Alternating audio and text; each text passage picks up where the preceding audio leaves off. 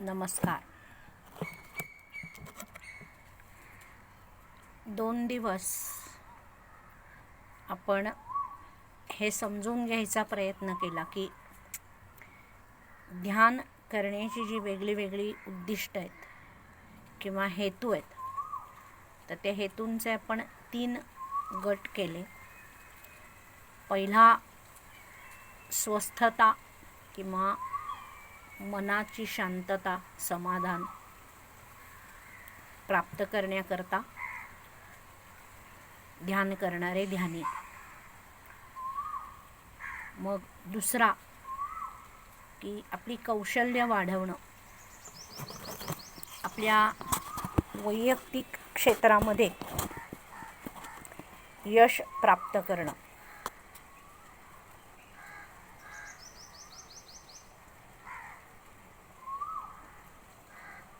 मला वाटतं पल्लवी आलेली आहे, तर माझा आवाज नीट येतोय ना एवढं फक्त सांग.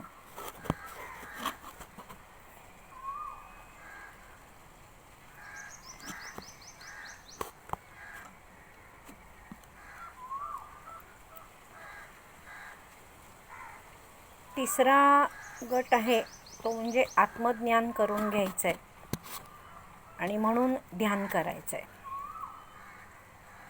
आणि मग या 3 गटातल्या लोकांकरता सुरुवात कशी करता येईल किंवा काय गोष्टींनी आपण त्याच्याकडे, त्या मार्गाकडे आपल्याला प्रगती करता येईल, असा थोडासा काल विचार केला. आज आपण असं पाहणार आहोत की अस्वस्थतेची कारणं शोधायची किंवा आपण कुठल्या गटात मोडतो याचा शोध करायचा. याच्यात थोडं एक पाऊल पुढे जाऊन आपण हा विचार करणार आहोत की आपल्याला एक स्वप्न बघायचं आहे. कसलं स्वप्न बघायचं आहे? तर माझ्या मनाला स्वस्थता लाभेल, माझ्या मनाला शांतता लाभेल, माझ्या मनाला समाधान वाटेल, अशी घटना घडलेली आहे.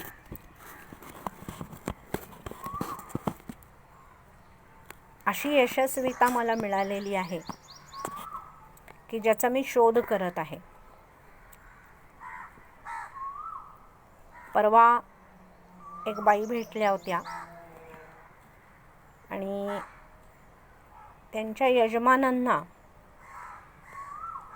19 वर्षापूर्वी पॅरालिसिसचा अटॅक आला आणि त्यामध्ये उजवा हात आणि पाय पूर्ण त्यांचा गेला. त्यात आर्थिक परिस्थिती बरी होती म्हणून त्या माणसाला पुढे मित्रमंडळींच्या नादाने व्यसन लागलं.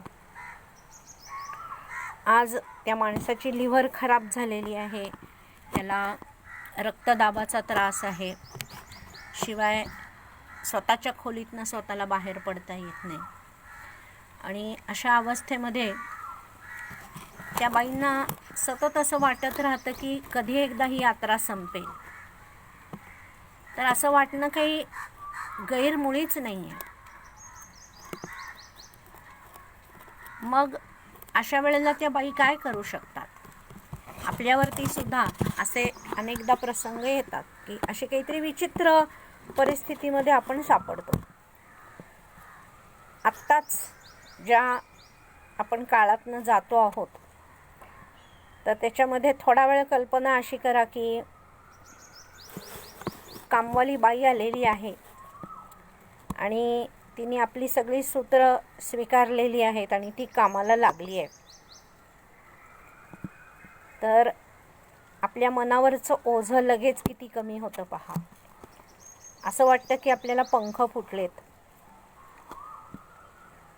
तर थोडा वेळ, दिवसातला एक 5 मिनटं, 10 मिनटं, शक्यतोवर रात्री झोपताना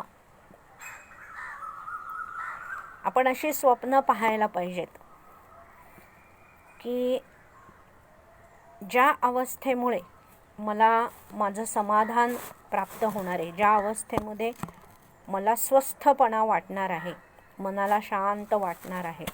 कुठलाही प्रश्न असेल, आर्थिक प्रश्न असेल, आपल्या करिअरचा प्रश्न असेल, आपल्या कौटुंबिक संबंधाच्या बाबतीतला प्रश्न असेल, किंवा एखाद्या आजाराच्या बाबतीतला प्रश्न असेल, किंवा आध्यात्मिक प्रश्न असेल की मला ही गोष्ट समजत नाही आहे, मला ह्याचा अर्थ समजत नाही आहे, किंवा मला अमुक ठिकाणी मन एकाग्र करता येत नाही, तर जी गोष्ट मला जमत नाही आहे, मला गाणं म्हणता येत नाही, मला काहीतरी लांब उडी मारायची आहे तर ते जमत नाही आहे, तर जे मला करायचं आहे, जे मला साधायचं आहे, जिथे मला स्वस्थता अनुभवाला येईल, त्याचं 5 मिनटं स्वप्न बघायचं. आज आपण ह्या भागाला इथूनच सुरुवात करणार आहोत. इथून बरोबर 5 मिनटं आपण अशी कल्पना करूया की ज्या अवस्थेचा आपण शोध करतो आहोत, कुठली असेल, तात्पुरती असेल, एखादं ध्येय तात्पुरतं असतं काय, की मला नोकरी बदलायची, हे काही जीवनातलं फार महान ध्येय असतं असं नाही आहे. एक तात्पुरतं ध्येय असतं. कदाचित 2 वर्षांनी आपल्याला असं वाटेल, नको, पूर्वीची होती ती नोकरी बरी होती. तर 5 मिनटं आपण हा विचार करूया, विचार नाही, कल्पना करूया की मला जे काही प्राप्त करायचं होतं, एक एक गोष्ट बघा, ती घडलेली आहे. मला जी माणसं त्या समाधानाच्या अवस्थेमध्ये माझ्याबरोबर हवी, ती सगळी माणसं माझ्याबरोबर आहेत. कित्येकदा असं होतं की आपण आपल्या जीवनाची लढाई लढत असतो, आपल्याला हवं ते यश प्राप्त होतं, पण ते यश बघण्याकरता कदाचित आपले प्रिय व्यक्ती नसतात, आईवडील नसतात, कोणीतरी भाऊ नसतो, नवरा बायको, कोणीतरी त्याच्यातलं वजा झालेलं असतं. तर नाही आहे. आपले जेवढे म्हणून प्रियजन आहेत, आपल्याला ज्यांच्याबद्दल आदर आहे किंवा आपल्याला ज्यांच्याबद्दल कौतुक आहे, ते सारे लोक आपल्याबरोबर आहेत. आणि आपण ती अवस्था प्राप्त केलेली आहे.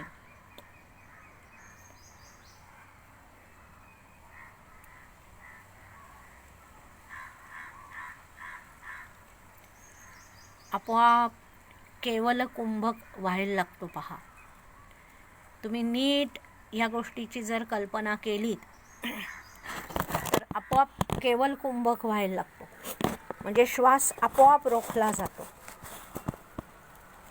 असंच राहावं. जीवनात ही घडी अशीच राहू दे, अशी एक मनाची अवस्था येते.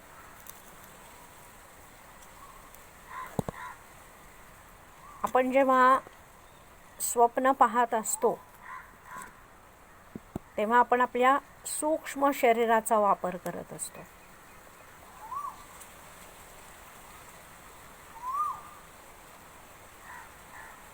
पहा, त्या स्वप्नामध्ये राहा, त्या अवस्थेशी मनाला पूर्ण एकाग्र राहू द्या.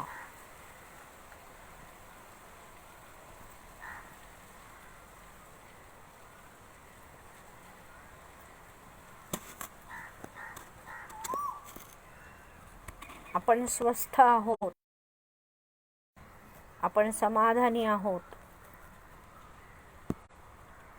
हे ती पाहता आहेत. आपल्या सर्व प्रिय व्यक्ती आपल्याकडे कौतुकाने पाहता आहेत.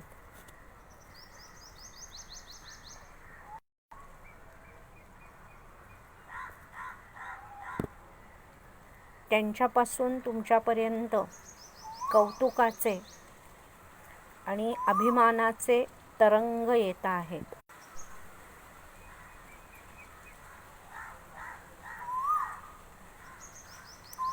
हळूहळू श्वास हा अगदी हलका हलका आपल्याला श्वास घेण्याची क्रिया आणि सोडण्याची क्रिया अगदी पुसट जाणीव होत राहते. बराच वेळ श्वास रोखला जातो. जेव्हा आपण कुठल्याही भावनेच्या एकदम उच्च टोकावरती असतो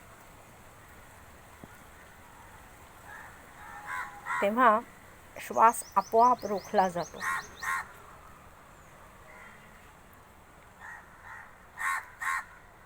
याचा अनुभव करूया.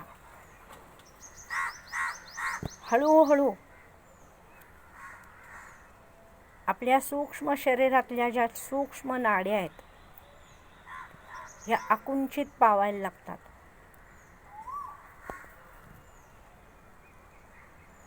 आणि आपण म्हणतो तसं की एक शहारा येतो, अंगावर जणू काटा येतो. आपल्या शरीरातल्या सगळ्या रक्तवाहिन्या अतिशय आनंदाने बागडायला लागतात. आपल्या डोळ्याचे स्नायू, ओठाचे स्नायू, गालांचे स्नायू, हाताच्या बोटांचे स्नायू, कमरेचे, पोटाचे, पाठीचे, पायांचे सगळे स्नायू हे एका सहज शिथिल अवस्थेला जाऊन पोचतात.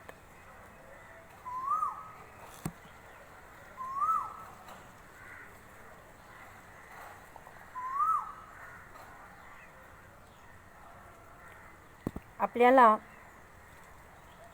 सगळे आधुनिक मानसशास्त्रज्ञ किंवा मानसोपचार तज्ञ किंवा समुपदेशक सुद्धा हेच सांगतात की काही वेळ तरी स्वप्नामध्ये राहा. स्वप्न ह्या शब्दाचा अर्थ काय? तर आपल्या स्थूल देहाची जी बाह्य इंद्रिय आहेत किंवा बाह्य या प्रत्यक्ष उपयोग न करता आपल्या सूक्ष्म देहातली जी इंद्रिय आहेत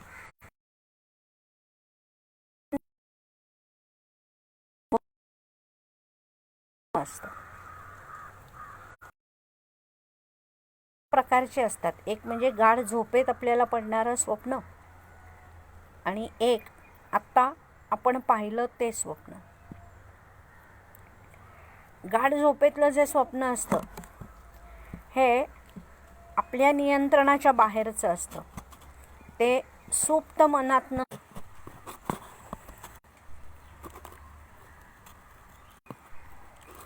आज मला नेटचा काहीतरी प्रॉब्लेम येतोय.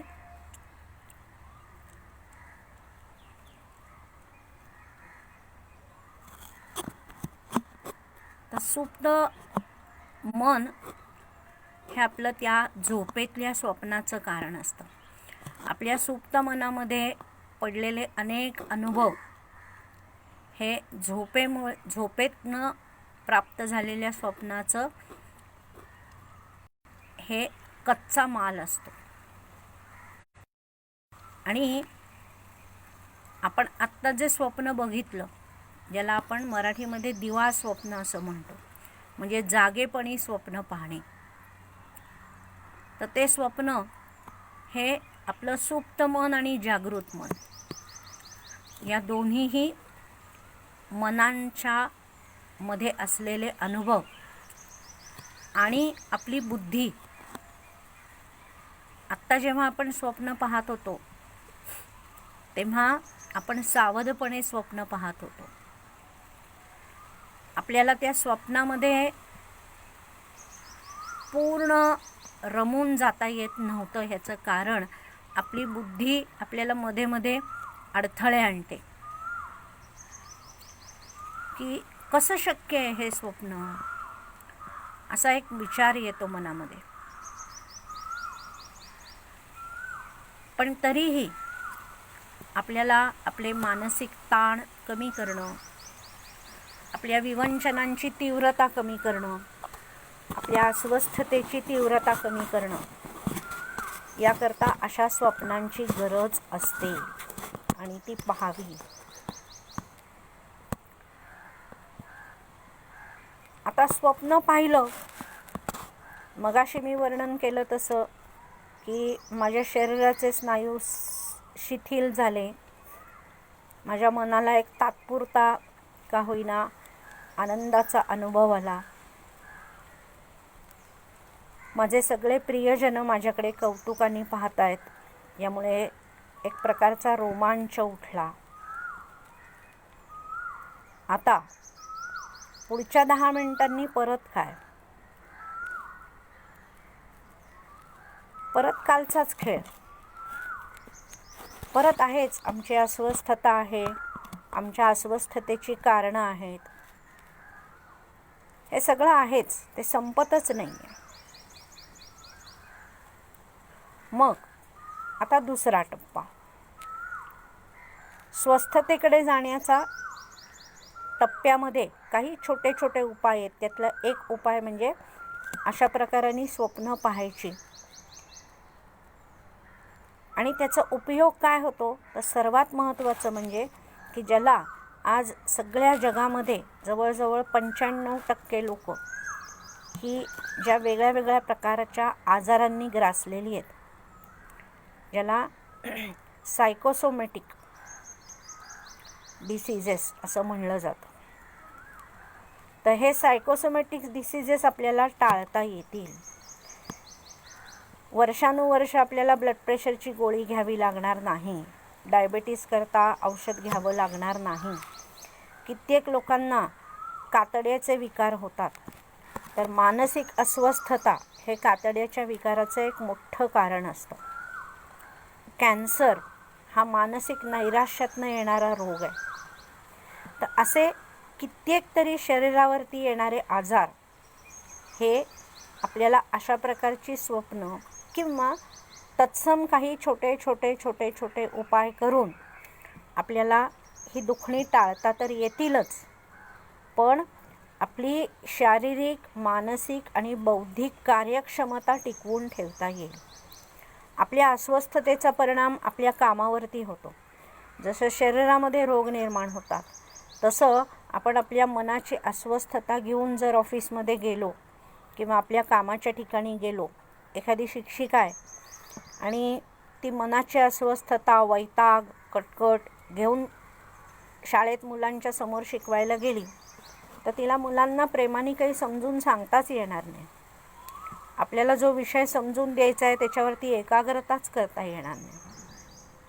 म्हणून ही स्वप्न पाहायची, आपल्या अस्वस्थतेची तीव्रता कमी करायची. ही कमी झाली, आपला श्वास सहज व्हायला लागला की मूळ कारणं शोधत राहायचं. जाता जाता जाता जाता चिंतन करायचं मूळ कारणांचं, की कशा कशामुळं मला काय काय होतंय. मग ती कारणं कशी कमी करता येतील, हळूहळू त्यांचा त्याग कसा करता येईल, त्याच्यापासून आपल्याला दूर कसं जाता येईल. दूर जाता येत नसलं तर ते स्वीकारता कसं येईल. आणि आज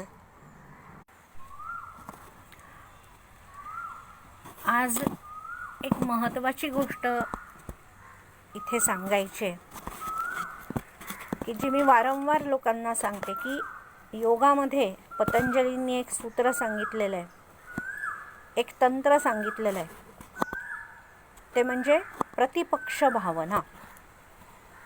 जसं आत्ता आपण केलं की मी अस्वस्थ आहे, मला काहीतरी प्राप्त करायचं आहे, मला एक विशिष्ट अवस्था प्राप्त करायची आणि ती झाली की मी स्वस्थ होणार आहे. आणि आज आपण एक प्रकारे त्या स्वस्थतेचं स्वप्न बघितलं. हा प्रतिपक्षाचाच एक प्रकार केला आपण. प्रतिपक्ष या शब्दाचा अर्थ काय, की ज्याचा अनुभव होतोय त्याच्या विरोधामध्ये विचार करायचा. तसं मला अमुक अमुक व्यक्तीमुळं मी अस्वस्थ आहे, अमुक अमुक नोकरीमुळे मी अस्वस्थ आहे, तर त्याच्या विरुद्ध अशा सिच्युएशनचा विचार करायचा. किंवा बरेचदा आपल्याला त्या व्यक्तींना स्वीकारता येत नसतं. जसं मगाशी मी म्हटलं की हळूहळू ते स्वीकारायला शिकायचं. आपल्याला ते बदलता येत नाही आहे आणि बदलायचं नाही आहे. आपल्याला आपली मुलं नाही बदलता येत, आपल्याला आपले आईवडील नाही बदलता येत, त्यातल्या त्यात फक्त नवरा बायको कदाचित बदलता येतात, पण तेही सहसा बदलू नये असं मला आपलं वाटतं. आणि मग अशा प्रकारचा कुठलाही बदल आपल्याला करता येत नाही, तर मग ते स्वीकारायचं. आणि ते स्वीकारण्याकरता प्रतिपक्ष हे फार महत्त्वाची गोष्ट आहे. म्हणजे काय तर दुःखानुशयी द्वेषः आणि सुखानुशयी रागः. म्हणजे आपल्याला एखादी व्यक्ती हवीहवीशी वाटते, एखादी अवस्था हवीहवीशी वाटते, किंवा एखादी व्यक्ती नकोशी वाटते. दुःखानुशयी द्वेषः, ज्या वस्तूमुळे दुःखाचा अनुभव येतो त्याच्याबद्दल द्वेष निर्माण होतो, ती नकोशी वाटायला लागते. तर त्या व्यक्तीमध्ये जे काही 2, 3, 4, 5 चांगले गुण असतील त्याचा शोध करायचा. कुठलीही व्यक्ती ही पूर्ण वाईट, पूर्ण अवगुणी अशी नसते. त्या प्रत्येक गोष्टीमध्ये गुण असतात.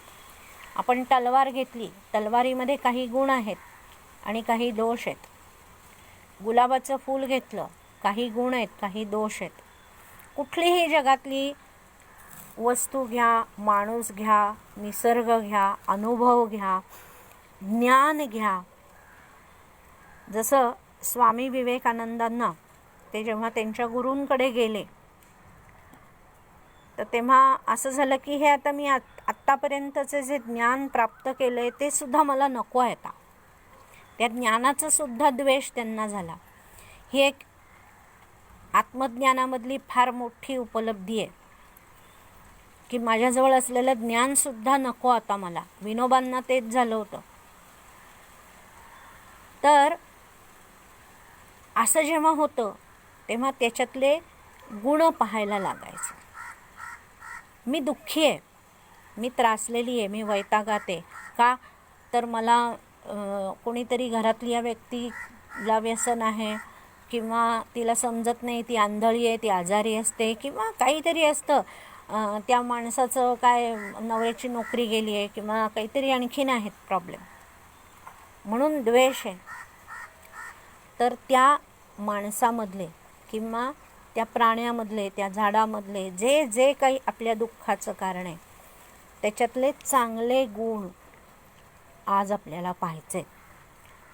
आज आपण पुढचा काही वेळ यावरतीच चिंतन करायचे की त्या व्यक्तीत काय गुण आहेत, जे काही आपल्या त्रासाचं कारण आहे त्या त्रासापासून आपल्याला आजवर थोडं तरी काहीतरी सुख मिळालेलं असतं.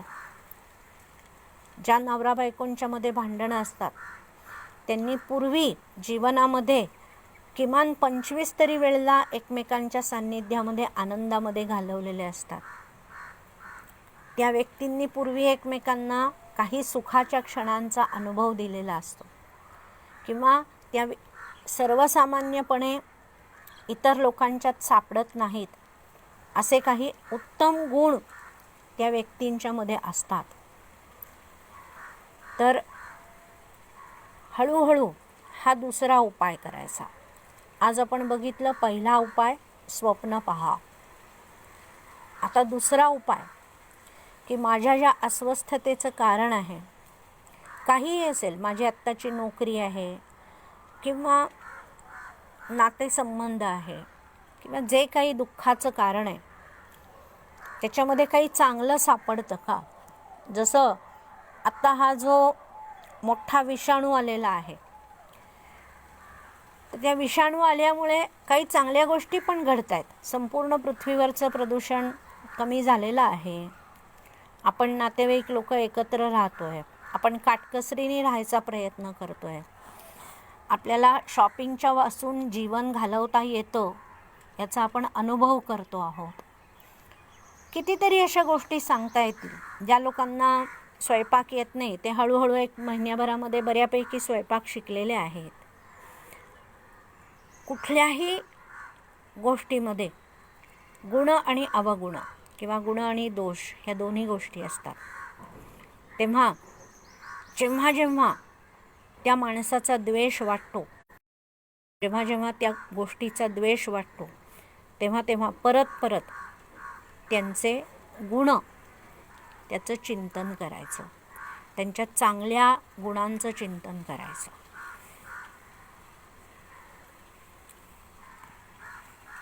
पहा, 5 मिनटं शांत बसा आणि सद्गुणांचं चिंतन करूया.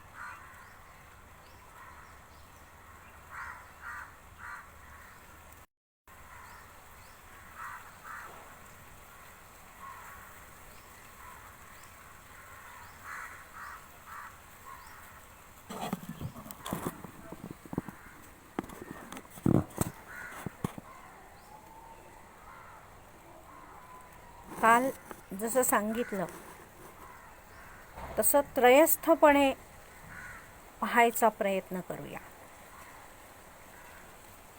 आपल्या अस्वस्थतेची जी कारणं आहेत ती जणू आपली नाही आहेत, दुसऱ्या कोणाची तरी कारणं आहेत. आपण दुसऱ्या कोणाचा तरी प्रश्न सोडवतो आहोत.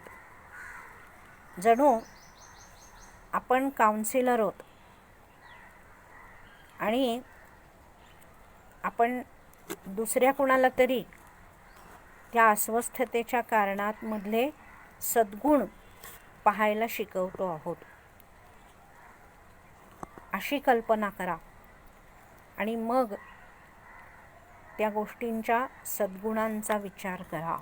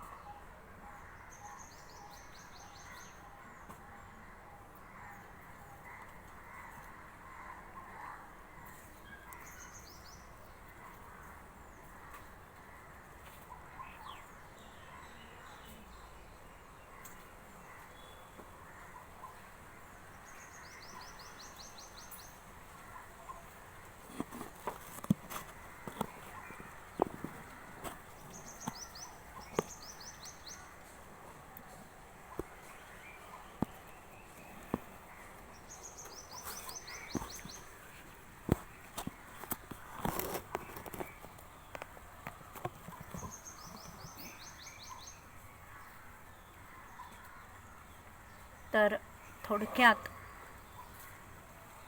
आपण पहिल्या स्तरामध्ये जी लोक आहेत किंवा जेव्हा आपण पहिल्या स्तरामध्ये असतो, जसं मी काल म्हटलं की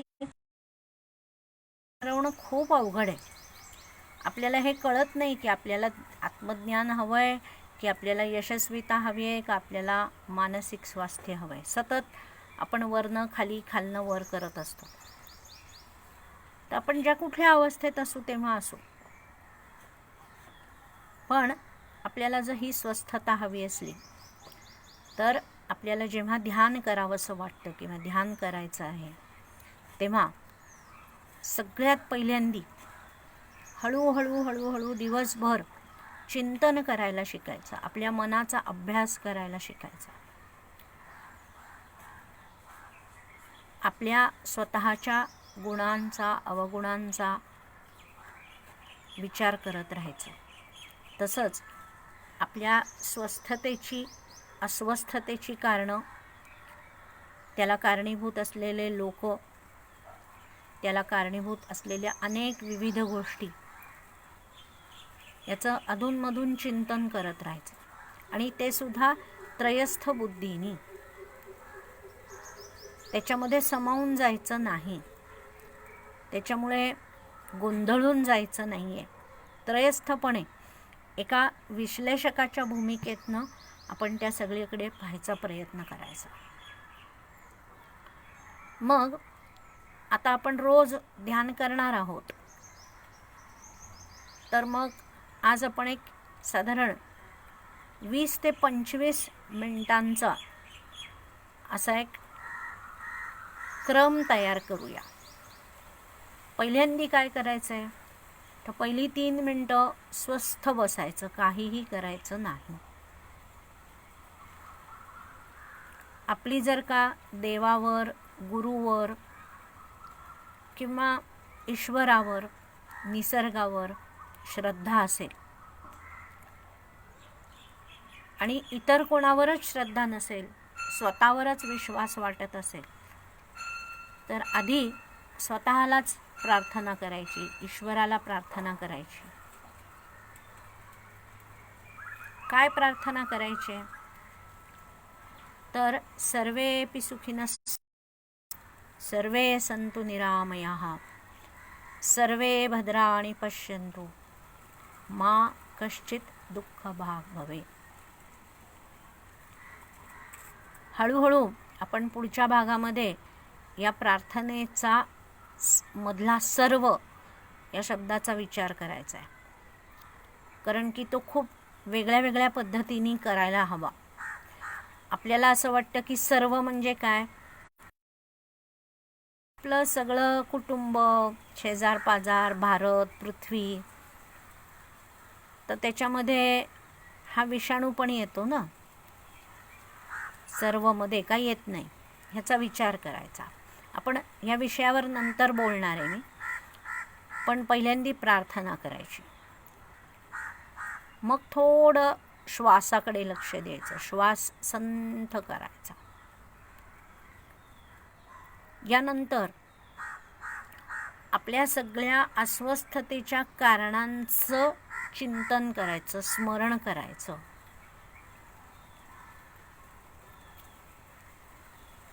एक 5 मिनिटं त्याच्यामध्ये जातील. मग ह्यानंतर भस्त्रिका करा, टाळ्या वाजवा,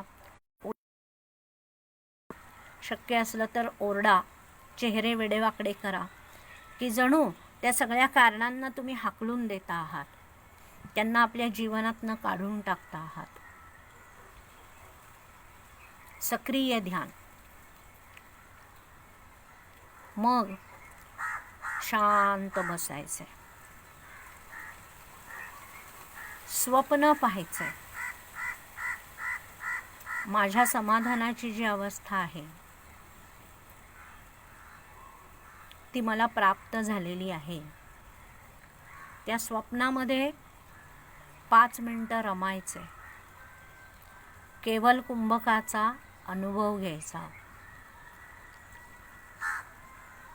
त्या केवल कुंभकाच्या द्वारे हळूहळू आपल्या सूक्ष्म शरीरामध्ये उतरायचा प्रयत्न करायचा. मी जे काही बोलतेय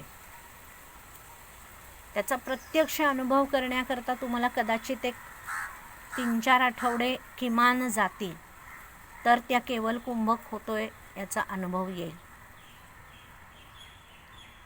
जसं की एखादा नवीन गाणं शिकणारा मनुष्य असतो, त्याला शिक्षक सांगतात की अरे तुझा रे चढा लागलाय, तर ते आम्हाला काही कळतच नसतं, चढा काय उतरा काय नीट काय.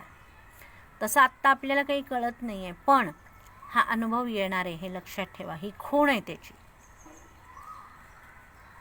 केवल कुंभक होणं ही समाधानाची खूण आहे. तुम्ही नीट चिंतन करा. जेव्हा जेव्हा तुम्हाला समाधान वाटतं, आपण एखादा पदार्थ छान केला, लोकांनी त्याचं कौतुक केलं, की एका बाजूला जाऊन डोळे मिटून श्वासाकडे बघा काय होत असतं. तर स्वप्न बघणं हे तिसरा टप्पा झाला. मग त्यानंतर हळूहळू स्वप्नातनं बाहेर येऊन परत आपल्या अस्वस्थतेची कारणं किंवा त्याच्यामध्ये सहभागी असलेले जे सगळे घटक आहेत, माणसं, प्राणी, काय जे काय असेल ते अनुभव असतील, तर त्यांच्यामधल्या सद्गुणांचं चिंतन करायचं. म्हणजे त्यांना हळूहळू स्वीकारणं आपल्याला सोपं होणार आहे. कारण एखाद्या गोष्टीमध्ये काहीतरी सद्गुण आहे असं जेव्हा आपल्याला लक्षात येतं, तेव्हाच आपल्याला ती वस्तू पकडून ठेवणं किंवा त्याच्या जवळ राहणं सोपं होतं.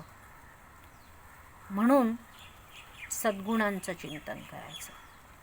आणि मग त्यानंतर हळूहळू हळूहळू आपल्याला आता कुठला तरी एक विषय पकडून मन एकाग्र करायचा प्रयत्न करायचा. म्हणजे परवा सांगितलं तसं की तुम्ही डोक्यापासून पावलापर्यंत एक एक एक एक अवयवाचं चिंतन करून तिथे लक्ष देत देत श्वास सोडणं आणि श्वास घेणं ह्याच्यावरतीच आपलं मन स्थिर करायचा प्रयत्न करायचा आहे. मी इथे रजा घेत आहे. तुम्ही जे काही तुमचं चिंतन किंवा जी काही प्रक्रिया चालू ठेवली आहे ती पूर्ण करावी आणि ती चांगल्या रीतीने तुम्हाला प्राप्त व्हावी याकरता शुभेच्छा.